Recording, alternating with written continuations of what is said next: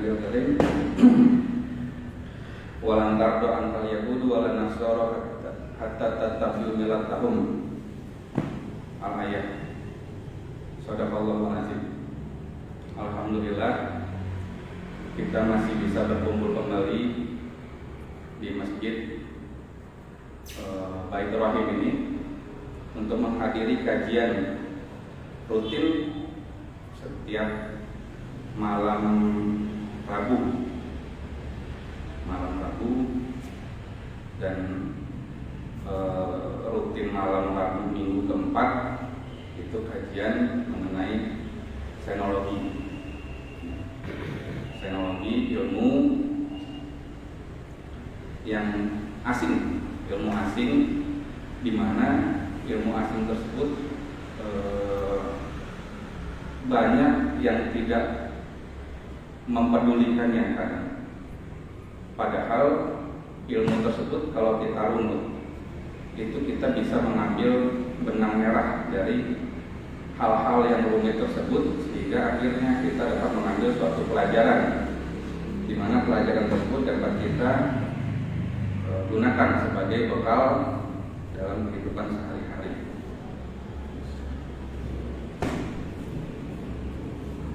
Pada pertemuan sebelumnya kita sudah membahas mengenai sistem Dajjal bagian pertama. Karena waktunya tidak cukup, jadi sekarang kita bahas bagian kedua. Mudah-mudahan waktunya cukup sampai nanti Isya. Terakhir sampai mana Pak pembahasannya Pak? Mengenai fase-fase umat Islam ya. Masih ingat Pak? Kita sekarang ada di fase berapa Pak? Fase keempat. Fase keempat, mulkan jabariyah. Jadi Rasulullah sudah menyebutkan bahwa umat Islam itu terdiri dari 5 fase. Yang pertama itu fase kenabian, di mana umat Islam dipimpin langsung oleh Rasul.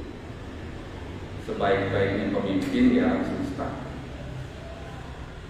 Setelah Rasul wafat, maka umat Islam masuk ke fase kedua, di mana umat Islam dipimpin oleh para sahabat yang mengikuti manhaj kenabian. Setelah fase kedua terakhir, masuk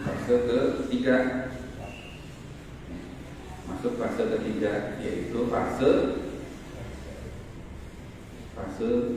dinasti, fase kerajaan, fase raja-raja yang menggigit, di mana umat Islam pada saat itu dinaungi oleh sistem yang disebut dengan khilafah. Pemimpinnya disebut dengan khalifah. Pada fase tersebut umat Islam kadang dipimpin oleh khilafah yang adil, kadang juga dipimpin oleh khilafah yang curang, khilafah yang kejam.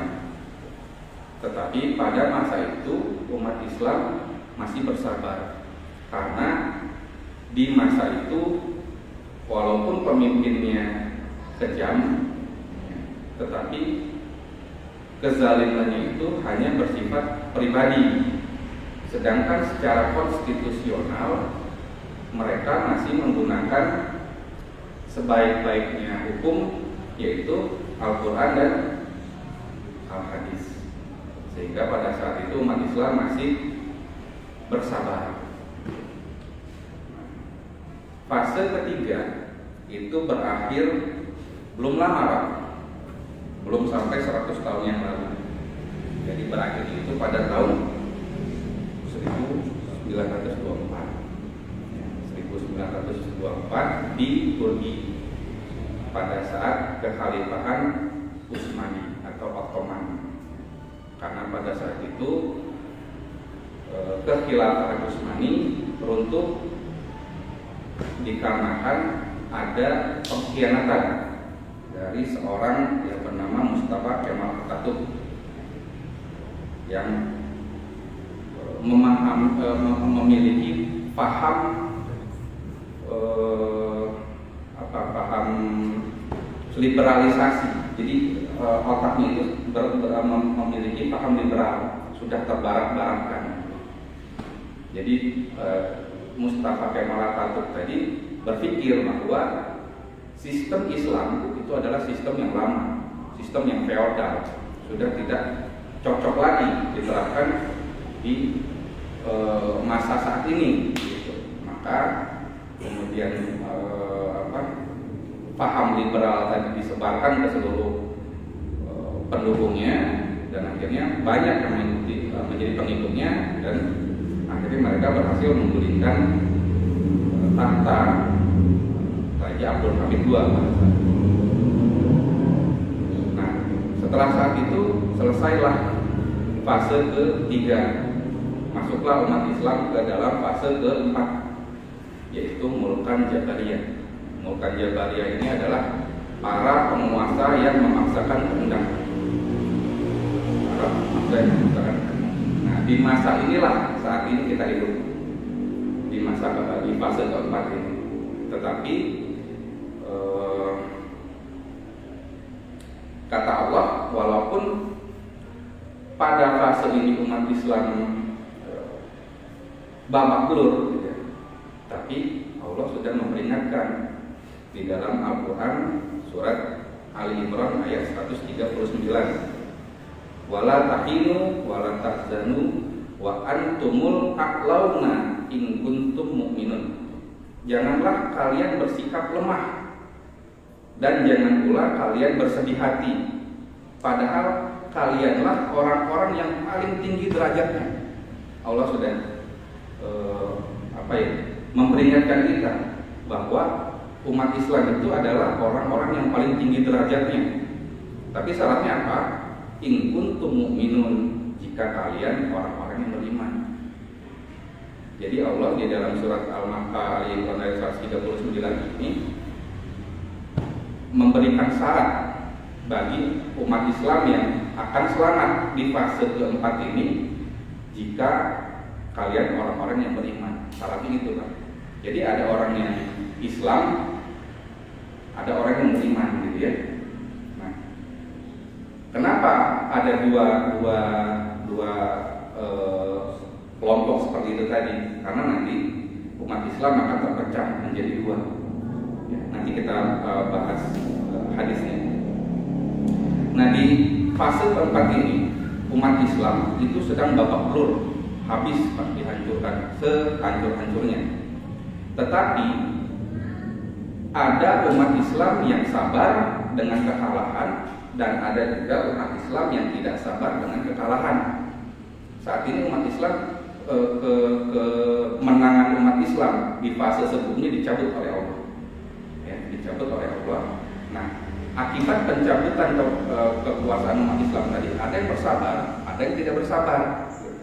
Nah, yang tidak bersabar ini nanti mereka akan masuk ke dalam kelompok orang-orang yang munafik. Yang bersabar masuk ke dalam kelompok orang-orang yang beriman tadi, yang di dalam surat Al-Imran ayat 139 tadi. Nah, orang-orang yang tidak bersabar itu otomatis mengikuti paham orang kafir, ya, di mana ada suatu kutipan, ya, yang berbunyi, jika kita tidak dapat mengalahkan mereka, maka kita ikuti sistem mereka. Nah, sistem yang diikuti oleh mereka ini adalah sistem Dajjal tadi. Contohnya apa? Kalau misalnya mereka menggunakan ekonomi ribawi, ya udah kita ikut mereka, ikut ekonomi ribawi juga. Kalau mereka menggunakan politiknya Machiavelli, tujuan menghalalkan segala cara, maka kita ikut juga menghalalkan semuanya untuk mencapai tujuan. Masih banyak lagi Pak.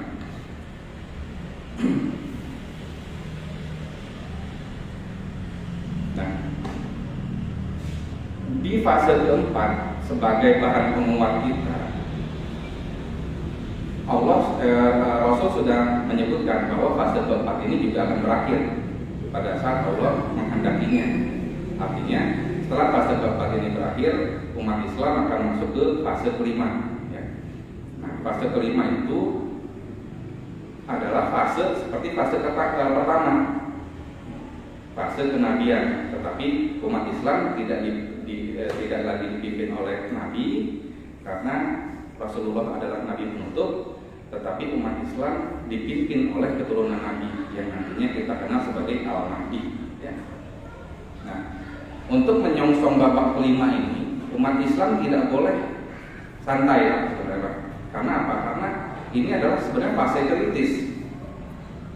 kritis, karena perpindahan dari babak keempat ke babak kelima, umat Islam akan menghadapi fitnah-fitnah yang dimana semakin hari fitnah-fitnah ini semakin masif. Fitnah-fitnah ini semakin masif. Nah, Allah sudah bersabda juga di dalam Al-Quran surah Al-Baqarah ayat 214. Am hasibtum an tadkhulul jannah walamma ya'tikum mathalul ladzina khalau min qablikum masahumul ba'sa'u wad-dharra. Apakah kalian mengira bahwa kalian akan masuk surga padahal belum datang kepada kalian cobaan sebagaimana halnya orang-orang terdahulu sebelum kalian? Mereka ditimpa oleh malapetaka dan kesengsaraan. Nah, sebenarnya ayat ini adalah ayat penguat bahwa untuk memasuki fase kelima tadi, umat Islam akan menghadapi fitnah-fitnah yang semakin hari semakin berat. Tetapi Allah sudah memperingatkan juga bahwa umat-umat terdahulu pun seperti itu. Umat-umat terdahulu bisa, kenapa kita tidak bisa? Bedanya apa? Bedanya umat-umat terdahulu itu mereka masih hidup bersama nabinya, mereka masih hidup bersama Rasul. Sementara kita di sini sudah ditinggal oleh nabi kita, gitu ya. Sudah ditinggal, artinya kita sebenarnya sudah tidak ada pemimpin lagi, tetapi alhamdulillah kita masih punya pegangan, yaitu Al-Quran dan As-Sunnah. Nah, dilanjutkan ayatnya, wazul ziru hatta yaqula rasulu walladzina amanu ma'ahu mata nasrullah ala inna nasrullahi qarib. Serta diguncangkan dengan bermacam-macam cobaan, sehingga berkatalah Rasul dan orang-orang yang beriman bersamanya. Nah, di sini dicatat Pak, berkatalah Rasul dan orang-orang yang beriman bersamanya. Artinya pada saat ayat ini turun, kondisi umat Islam itu mirip dengan kondisi umat Islam yang sekarang. Nah, bedanya apa? Bedanya pada masa itu, pada saat itu, Rasul sebagai pemimpin beserta orang-orang yang beriman bersepakat mengucapkan mata nasrullah, kapan pertolongan Allah ini datang. Jadi dari pucuk pimpinan sampai dengan rakyat jelata ini sudah satu suara, mata nasrullah, kapan pertolongan Allah ini datang. Jadi tidak ada lagi yang berbicara tentang kapan Raja Salman akan menolong kita, kapan PBB akan menolong kita, kapan Cina akan menolong kita. Sudah tidak lagi seperti itu Pak. Semuanya sudah satu suara, mata nasrullah, kapan pertolongan Allah datang. Nah, pada saat seluruhnya sudah berbicara seperti itu, maka Allah berkata, ala inna nasrullahi qarib, bahwa pertolongan Allah itu sangat dekat. Saat itu dari pucuk pimpinan sampai dengan rakyat jelata, dari presiden sampai dengan pedagang kaki lima bersepakat menyebut mata nasrullah. Nah, jadi untuk menghadapi semua malapetaka dan guncangan sampai semua umat Islam dari presiden dan sampai Raja Jelata mantap berucap matang sebuah tadi.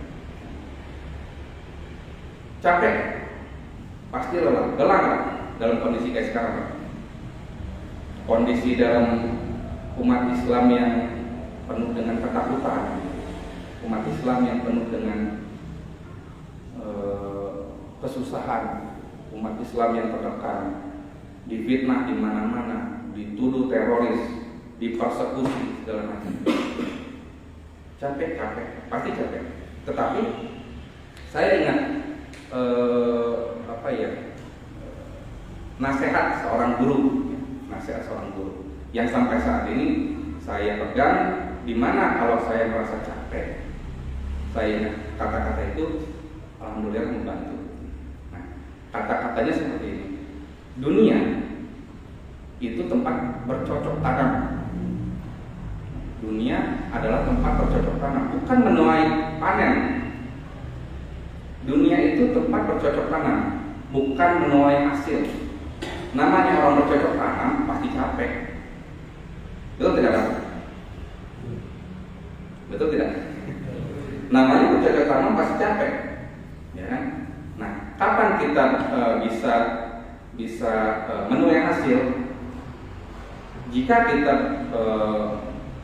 semakin capek kita bercocok tanam, maka hasil yang kita tuai semakin banyak, gitu ya. Kalau petani ya, semakin banyak kita, semakin capek kita, semakin hasil yang kita dapatkan makin banyak. Apa kuncinya? Sabar. Tidak lama, Pak. Tidak lama. Sampai kita cuma butuh waktu sampai ajal menjemput. Kita cuma hanya perlu menunggu sampai ajal menjemput. Setelah itu sudah istirahat. Nah, sikap sabar itu adalah gambaran keimanan seseorang. Jadi semakin sabar kita, semakin kita beriman. Jadi orang beriman itu bukanlah orang yang ibadahnya banyak.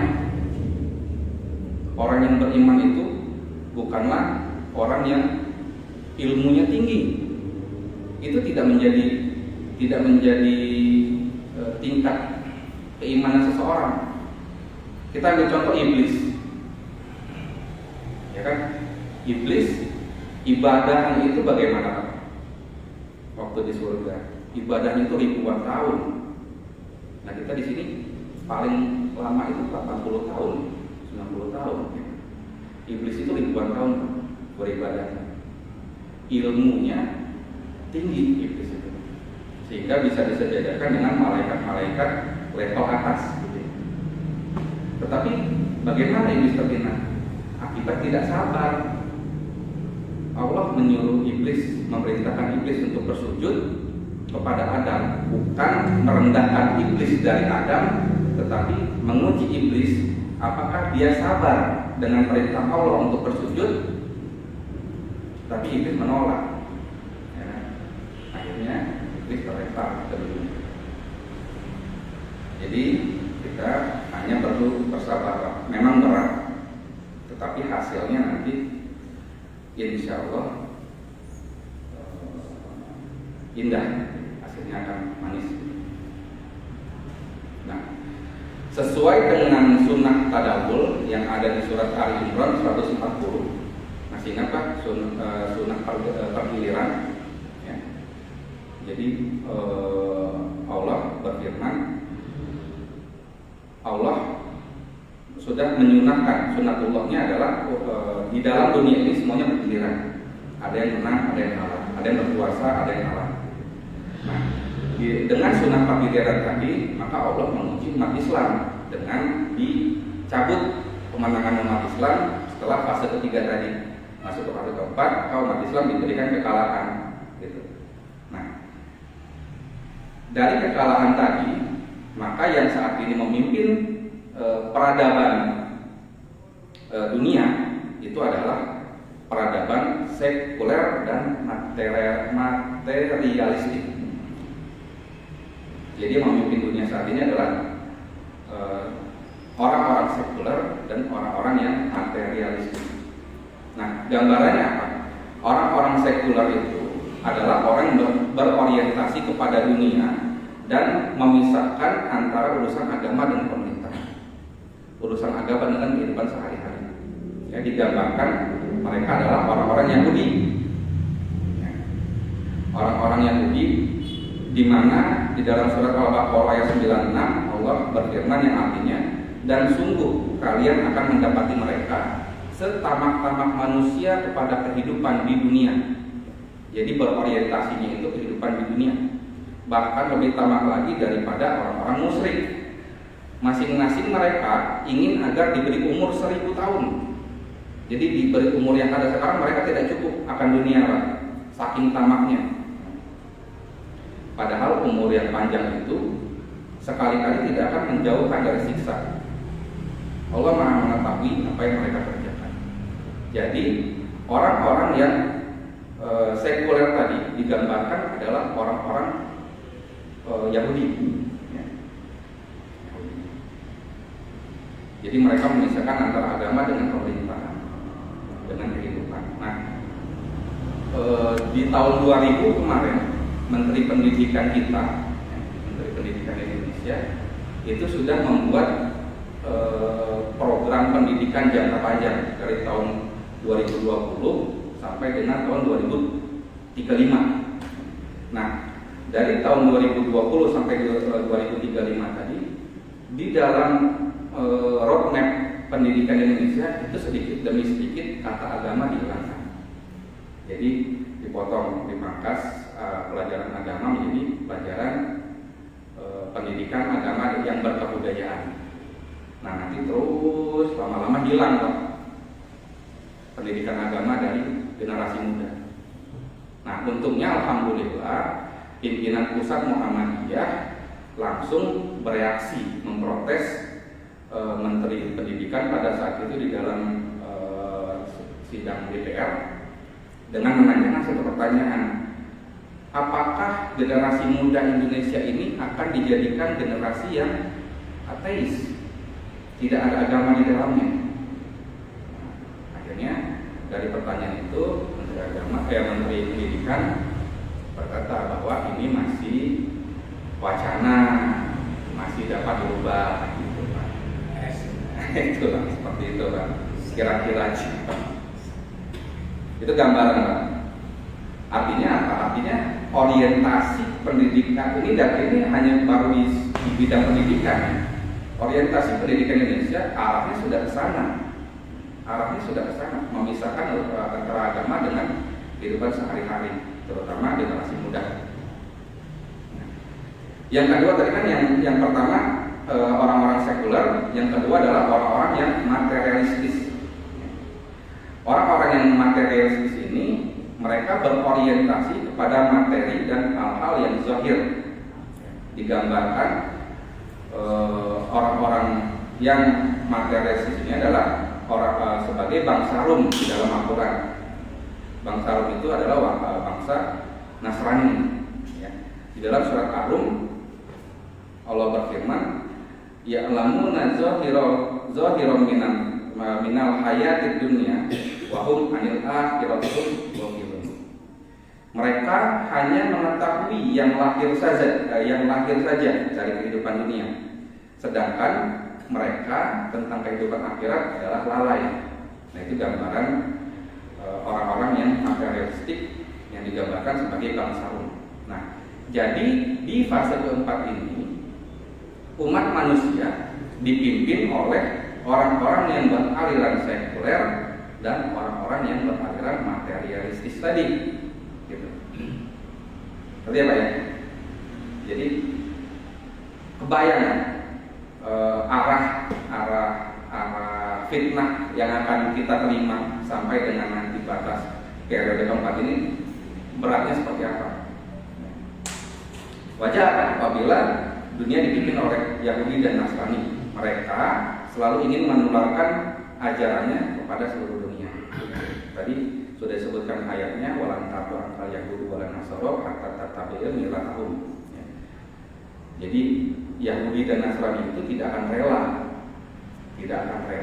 pada kalian sebelum kalian mengikuti milah mereka. Ya, ini cerdasnya bahasa Al-Quran. Mereka tidak akan rela sebelum kalian mengikuti milah mereka. Tidak disebutkan sebelum kalian mengikuti agama mereka. Karena apa? Karena mereka tidak akan bisa menggoda umat Islam untuk masuk ke dalam agama mereka. Tetapi mereka bisa menghapus sistem Islam dan memasukkan sistem mereka. Milah itu kan sistem kehidupan, jalan hidup. Orang Islam, Islam itu kan jalan hidup. Orang Islam akan menggunakan jalan hidup sesuai dengan agamanya, yaitu Islam. Nah, tetapi orang selain Islam itu menggunakan jalan hidupnya sesuai dengan ajaran mereka masing-masing. Nah, karena saat ini sedang dipimpin oleh sekuler dan materialis tadi, maka mereka akan menggoda umat Islam terus untuk mengikuti sistem materialis dan sekuler tadi, gitu. Jadi mereka tidak akan melarang umat Islam untuk beribadah di masjid. Mereka tidak akan melarang. Mereka tidak akan melarang umat Islam mengikuti kajian-kajian, tidak akan dilarang, Pak. Tetapi mereka akan membangun tempat hiburan di sebelah masjid. Supaya apa? Supaya menggoda umat Islam mengikuti milah mereka, ya kan? Terbukti tidak Pak saat ini, Pak? Nih, saya gini, di dalam kajian ini saya tidak mendoktrin apa-apa, tetapi saya mengajak kita semua untuk berpikir, betul tidak hadis Nabi dan ayat-ayat Allah ini? Karena kalau saya mendoktrin bisa saja dibilang saya kajiannya ini apa istilahnya sekarang, Pak? Garis keras gitu ya. tetapi gini, yang saya kemukakan dari tadi itu kan bukan saya yang bilang, itu kan Nabi yang bilang, itu kan Allah yang bersabda di dalam Al-Quran, gitu ya. Nah, kalau yang saya sampaikan adalah sabda Nabi dan kalimat Allah, maka kita semua bisa berpikir, menilai apakah ini benar atau tidak. Nah, jadi maka dari itu umat Islam itu tidak boleh terjebak di dalam perangkap sekuler dan materialistis tadi. Makanya umat Islam harus dapat menilai segala sesuatunya dengan timbangan yang sudah diberikan oleh Allah, yaitu pembeda. Umat Islam harus bisa membedakan segala sesuatunya, ya, dengan bekal yang diberikan oleh Allah, yaitu pembeda. Al-Furqan, gitu ya, Al-Quranul Karim. Nah, saking kuatnya hegemoni peradaban Barat sampai mereka bisa membuat mayoritas umat Islam itu melupakan identitas keislamannya. Jadi mereka membuat umat Islam itu lupa bahwa mereka adalah Islam. Ya. Padahal Allah sudah memerintahkan dalam umat Islam itu untuk dengan bangga menunjukkan identitas keislamannya. Terasa tidak, Pak? Jika misalnya gini, kita berkumpul ya, misalnya bermuamalah lah, misalnya dengan non Muslim gitu, non Muslim dengan orang Nasrani gitu, kumpul-kumpul. Nah, kita agak sedikit minder pada saat kita menggunakan peci gitu misalnya. Ya kan? Kita agak sedikit minder pada saat kita taruhlah bercelana cingkrang. Yang hal-hal yang menunjukkan bahwa saya Islam, saya Muslim. Nah, hal-hal tersebut itu sedikit demi sedikit ditanamkan oleh sistem sekuler dan materialistis tadi. Gitu. Padahal Allah sudah memerintahkan bahwa banggalah kalian dengan keislaman kalian. Pada saat ibadah haji gitu misalnya, ya, pada saat ibadah haji kan di batas-batas gitu Pak, disekat-sekat. Ini untuk umat Islam dari Mesir, ini wilayah ini untuk umat Islam dari Indonesia, ini dari Maroko. Jadi disekat-sekat gitu Pak, membuat umat Islam tidak dapat membaur satu sama lain. Padahal umat Islam itu bersatu.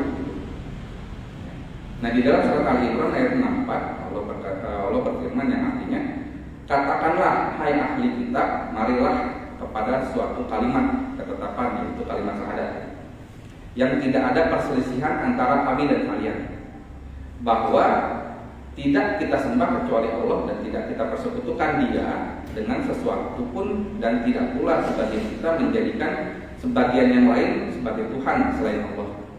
Nah, ini sindiran, menyindir kepada orang umat Nasrani. Jika mereka berpaling, jika kita sudah mengajak mereka untuk kepada kalimat syahadat tadi, lalu mereka berpaling, maka katakanlah kepada mereka, saksikanlah bahwa kami adalah orang-orang yang menyerahkan diri kepada Allah. Artinya, saksikanlah bahwa saya Islam, gitu, bahwa saya Muslim. Artinya Allah memerintahkan bahwa kita menunjukkan keislaman kita, gitu, jangan minder, gitu. Nah, akibat hegemoni itu juga membuat kezaliman merata di mana-mana. Darah umat Islam itu adalah darah yang paling murah saat ini. Darah di mana darah umat Islam itu adalah yang paling mudah ditumpahkan saat ini, Pak. Kenapa? Karena sistem kehidupannya itu sekuler dan materialistis, tidak lagi menggunakan agama sebagai dasar pemikiran. Nah, seluruh yang terjadi ini itu adalah yang disebut oleh seorang penulis dari Inggris yang bernama Ahmad Thompson, itu disebut sebagai sistem Dajjal. Nah, sekarang kita baru masuk ke pembahasan intinya, Pak, sistem Dajjal. Jadi dari 1 bulan yang lalu sampai dengan sekarang itu baru mukadimah. Kita belum masuk ke intinya, Pak. Ya, mudah-mudahan cukup waktunya.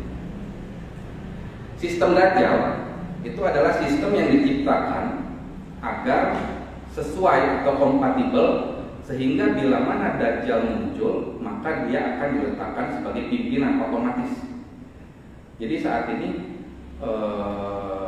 kaum Yahudi dan Nasrani tadi itu mereka sedang membangun sebuah sistem di mana mereka membangunnya terpisah, tapi tujuannya sama, tujuannya satu. Jadi pada saat nanti Dajjal muncul, otomatis Dajjal akan ada langsung di puncak pimpinan, gitu, langsung memimpin mereka. Tetapi kita tidak perlu khawatir, ya, bahwa Allah akan segera mensetarakan keadaan tadi. Jadi sistem Dajjal itu mereka bergantung sepenuhnya pada teknologi saat ini. Jadi kenapa umat selain Islam itu menang? Karena mereka menggunakan teknologi. Pada saat perang misalnya, kalau dulu kan Nabi perang, misal perang Uhud, itu kan pedang lawan pedang. Nah, kalau sekarang umat Islam itu paling banter itu menggunakan senjata apa? Paling AK-47 mungkin, atau basoka mungkin, ya. Nah, tetapi umat selain Islam itu mereka kan canggih, Pak, menggunakan drone misalnya. Jadi orangnya di sini, misalnya perangnya di Jawa Timur gitu, orang di sini pakai komputer, kirim pesawat terbang, jatuhin bom, mereka mah aman, ya kan? Umat Islam kalah nantinya, Pak, kalau misalnya kayak gitu. Nah, yang dilakukan umat Islam sekarang apa? Mengejar teknologi itu, padahal percuma, tidak akan terkejar, Pak. Umat Islam belajar misalnya ada orang Islam belajar misalnya ke Amerika, gitu, belajar tentang ilmu teknologi perang, gitu. Apakah rela orang Amerika memberikan ilmunya pada orang Islam tadi? Tidak, paling pun dikasih sedikit saja, Pak, ilmu cara bikin pesawat, Pak. Ya. Nah, jadi umat Islam yang mengejar teknologi tadi tidak akan terkejar, Pak. Percuma. Umat Islam hanya dapat mengalahkan mereka dari hal yang paling dasar, yaitu memperkuat keimanan. Itu saja sebenarnya si umat Islam. Nah, namun Allah nanti akan mensetarakan keadaan dengan sebuah peristiwa yang disebut dengan Batsyakal Kubro. Allah akan menghapus semua teknologi dan membuat semuanya seimbang lagi. Jadi teknologi yang tadi digunakan oleh mereka itu akan dihapus oleh Allah dengan peristiwa yang disebut dengan Batsyakal Kubro, yaitu atau hantaman keras dari langit, dan akhirnya teknologi musnah, semuanya seimbang lagi. Kalau orang Islam kemana-mana pakai kuda, ya mereka juga pakai kuda lagi. Nah, di dalam surat Ad-Dukhan ayat 16 Allah berfirman,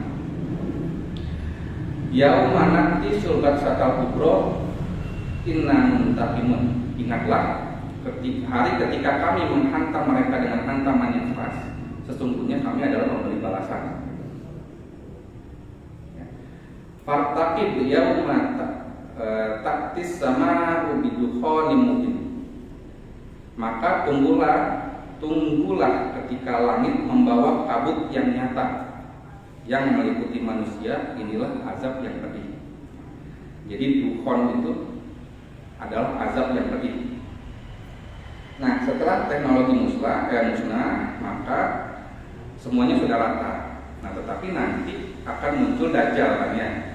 Muncul Dajjal. Nah, Dajjal nanti tidak menggunakan teknologi lagi, tetapi Dajjal akan menggunakan sihir.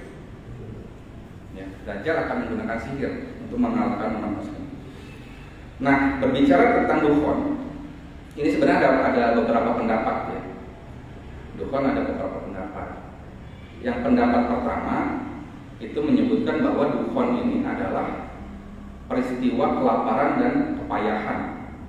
Menurut tafsir yang dikemukakan oleh Ibnu Mas'ud radhiyallahu anhu, sesungguhnya kabut itu hanyalah berasal dari ilusi yang terlihat oleh mereka akibat kelaparan dan kepayahan yang menimpa mereka. Itu pendapat pertama. Nah, pendapat yang kedua ini menyebutkan bahwa dukhon itu adalah wabah penyakit. Ibnu Hatim berkata, telah menceritakan kepada kami Abu Zur'ah, menceritakan kepada kami Safwan, menceritakan kepada kami Al-Walid, telah menceritakan kepada kami Khalil dari Al-Hasan, dari Abu Sa'id Al-Khudri radhiyallahu anhu bahwa Rasulullah SAW telah bersabda, dukhon atau kabut mengguncangkan manusia, tetapi bagi orang-orang mukmin hanya mengalami hal-hal seperti batuk pilek. Sedangkan orang kafir mengalami kembung karenanya, sehingga kabut keluar dari semua lubang yang ada pada tubuhnya. Jadi ada yang menyebutkan sebagai dukhon itu adalah sebagai wabah penyakit, mengguncangkan manusia, tetapi bagi orang mukmin hanya mengalami hal-hal seperti penyakit pilek. Nah, ada yang menyebutkan bahwa dukhon ini adalah hantaman meteor atau komet dari langit. Nah, apa yang mendukungnya? Yang pertama dari surat Ad-Dukhan tadi disebutkan bahwa dukhon itu adalah kabut yang nyata, artinya bukan ilusi. Seperti tadi menurut pendapat Ibnu Mas'ud yang menyebutkan bahwa itu hanyalah berasal dari ilusi. Tetapi dari surat Ad-Dukhan tadi disebutkan bahwa itu adalah kabut yang nyata, artinya nyata. Dan disebut juga bahwa ingatlah hari ketika kami menghantam mereka dengan hantaman yang keras. Nah, hantaman yang keras menurut para ahli saat ini itu hanya bisa terjadi akibat hantaman meteor dari langit. Itu hantaman yang keras mengenai dukhon tadi ya. Nah, sekarang kita masuk ke dalam hadis-hadis terkait dengan sistem Dajjal ini. Ini bapak-bapak nanti bisa merenungkan dan bisa menilai hadis-hadis ini apakah sudah terjadi atau belum. Yang pertama, hadis riwayat Ibnu Majah yang berbunyi, jika Dajjal muncul sedangkan aku masih berada di antara kalian, maka akulah yang akan menghadapinya, bukan kalian, kata Rasul. Kata Rasul, kalau Dajjal muncul sedangkan aku masih berada di antara kalian, maka aku yang akan menghadapi Dajjal tadi. Jika dia muncul sedangkan saya tidak lagi berada di antara kalian, maka setiap orang muslim wajib membela dirinya sendiri, dan Allah lah yang menjaga setiap orang muslim sepeninggalku. Artinya apa? Berserah diri. jika Dajjal muncul, dan kita sekarang sudah ditinggal oleh Rasul. Jika Dajjal muncul sepeninggal Rasul, maka kita berserah diri kepada Allah, menyerahkan semuanya kepada Allah. Nah,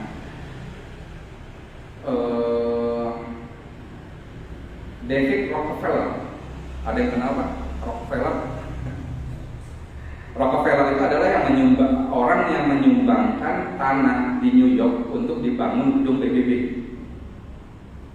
Jadi Rockefeller ini menyumbangkan tanah, menginfakkan tanah untuk dibangun gedung PBB di New York. Nah, di dalam konferensi bisnis PBB tanggal 14 September 1994, ini dia pakai bahasa Inggris, yang artinya gini. Ini kalau mau dicari di YouTube juga masih ada videonya. Kita berada di ambang transformasi global. Yang kita butuhkan adalah krisis global. Krisis global dikasih tanda kutip, krisis global yang tepat dan bangsa-bangsa akan menerima tata dunia baru. Nah, saat ini krisis global apa? Dulu kan perang. Perang itu bukan global. Perang itu tergantung wilayah. Jika perang di Irak ya di Irak saja. Nah, yang namanya global ini mendunia. Nah, saat ini krisis global yang kita rasakan adalah pandemi yang mendunia, Pak. Jadi apa? Jadi cita-cita David Rockefeller tadi untuk membuat tata dunia baru atau New World Order, ya. New World Order itu bahasa Inggris, tata dunia baru bahasa Indonesia. Nah, orang Islam menyebutnya apa? Sistem Dajjal. Gitu. Jadi David Rockefeller tadi mencita-citakan sebuah sistem yang disebut sistem Dajjal dengan sebuah pemantik yang disebut dengan krisis global. Nah, saat ini krisis global yang terjadi adalah pandemi. Artinya apa? Pemantik tadi sudah dinyalakan, tinggal menunggu waktu tata dunia baru kedua. Itu yang pertama. Yang kedua, hadis riwayat Muslim nomor 169. Hadis tentang nawaqidul iman. Badiru bil a'mali fitanan qaqita'il laili mudlim yusbiru rajulun mu'minan wa yumsi kafiran aw yumsi mu'minan wa yusbihu kafiran yabi'u dinahu bi aradin minan dunia.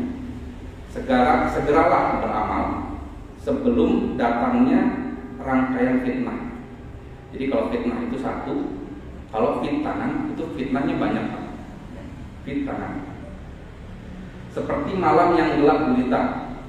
Artinya apa? Fitnah itu tidak terlihat, ya. Makanya diibaratkan seperti malam yang gelap gulita. Di pagi hari seorang laki-laki dalam keadaan mukmin, lalu kafir di sore harinya. Di sore hari laki-laki dalam keadaan mukmin, lalu kafir di pagi harinya. Jadi dari fitnah-fitnah yang banyak tadi, hasilnya itu bukan dosa kecil. Jadi umat Islam sudah tidak lagi berbuat dosa kecil. Umat Islam tidak lagi berbuat dosa besar. Tetapi lebih dari itu, umat Islam berbuat dosa yang membatalkan keimanan. Itu lebih besar daripada dosa besar, gitu kan. Sampai dari di paginya beriman, sorenya kafir, sorenya beriman, paginya kafir. Nah, tandanya apa? Yabi'u dinahu bi aradi minad dunia. Dia menjual agamanya dengan barang kenikmatan dunia. Jadi mereka penjual agama demi dunia. Masuk tadi ke paham liberalisme tadi, Pak. Memisahkan dunia dengan kehidupan sehari-hari. Ya, itu hadis sahih riwayat Muslim nomor 169.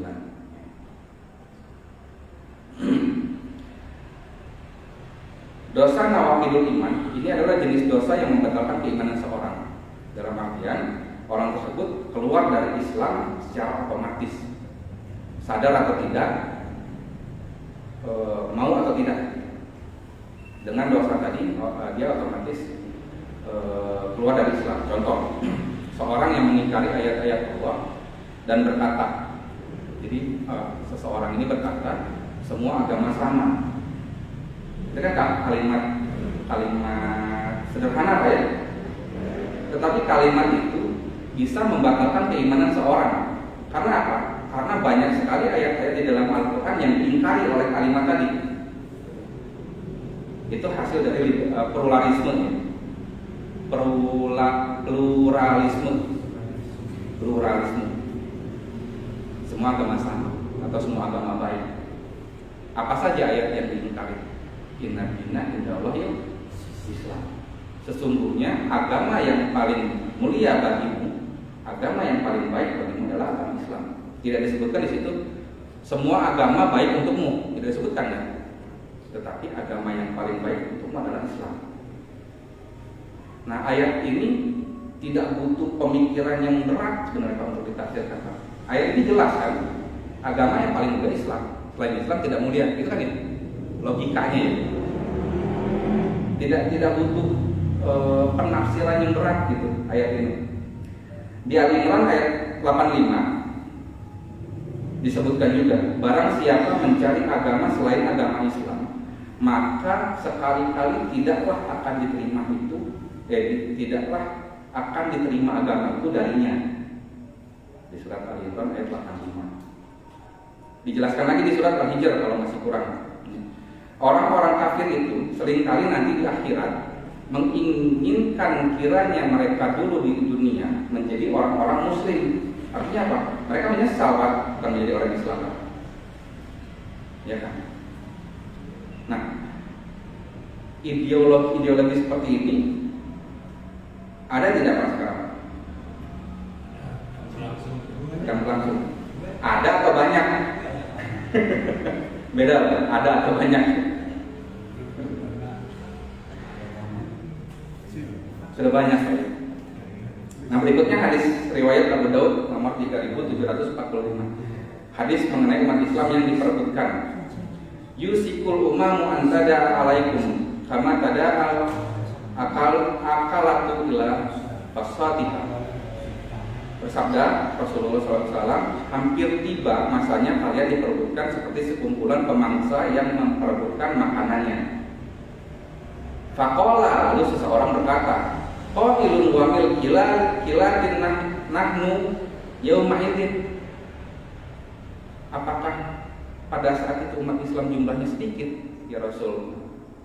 Lalu Rasul berkata, qala bal antu yauma idzin kasir. Pada saat itu bahkan kalian sangat banyak. Walakinnakum gusa'un kagusa isayl. Namun kalian seperti buih mengapung. Namanya buih itu ditiup angin sedikit saja hilang. Ringan, sangat ringan, tidak berbobot. Artinya Nabi menyebutkan bahwa pada saat hal ini terjadi, umat Islam itu tidak berbobot, tidak ada bobotnya. Sehingga ada angin ke sana, itu ke sana, ada angin ke sini, dibalas sebagai buih. Dan Allah telah mencabut rasa gentar dari dada musuh kalian terhadap kalian. Jadi pada masa Rasul, umat Islam itu ditakuti oleh seluruh musuh Islam. Dan di masa sekarang kebalikannya, ya, Allah mencabut rasa gentar dari dada musuh kalian terhadap kalian. Dan Allah telah menanamkan dalam hati kalian suatu penyakit yang disebut dengan al-wahm. Faqala qailun, seorang berkata, ya Rasulullah, wa mal wahm? Ya Rasulullah, apakah al-wahm itu? Qala, Rasulullah berkata, hubbud dunya wa karahiyatul maut. Cinta dunia dan takut kematian. Dan orang-orang yang berpaham sekuler tadi yang mencintai dunia, mereka takut mati, bahkan mereka ingin hidup 1000 tahun lagi supaya mereka bisa menguasai dunia, mereka bisa meraup dunia lebih banyak lagi. Masih belum selesai Pak. Kita sudah langsung lanjut nanti ke bagian ketiga, insya Allah yang terakhir Pak. Saya tadinya ingin masuk ke dalam hadis-hadis yang menggali tentang pemimpin gitu ya. Cuma pada Allah waktunya tidak cukup, insya Allah nanti kita sambung lagi. Rabbana atina fid dunya hasanah wa fil akhirati hasanah wa qina adzabannar. Assalamualaikum warahmatullahi wabarakatuh.